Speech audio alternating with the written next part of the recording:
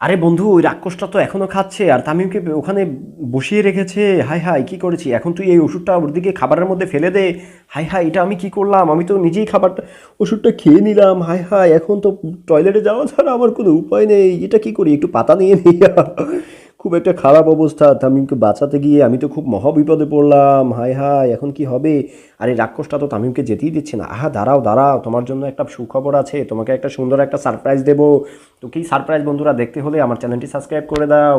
এই যে দেখো বন্ধুরা, এখনই সারপ্রাইজটা দিবে। এই যে নাও তোমার সারপ্রাইজ। দেখি কি দিয়েছো সারপ্রাইজ। ওয়াও, কি সুন্দর একটা ফোন! তুমি আমাকে ফোন গিফট করেছো। তুমি কি ভেবেছো আমি তোমাকে যেতে দেবো? এটা কখনোই সম্ভব নয়। এই নাও তোমার ফোন। তোমার ফোন তোমার কাছে রাখো। আমার চাই শুধু খাবার, সুন্দর সুন্দর খাবার, ঠিক আছে?